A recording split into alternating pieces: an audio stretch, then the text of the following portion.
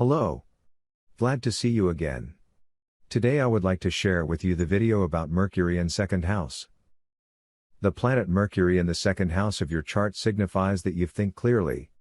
You have the ability to plan. You make good decisions. You have the ability to sell. You can work related to business. Text, editor, book, letter. You can work related to education, teacher. You can work related to finance, career, economics. You can work in literature, writing, translator, publishing. You can work with MC, broadcaster, media. You have the ability in music, stringed instruments, can be a musician. You can work related to import and export.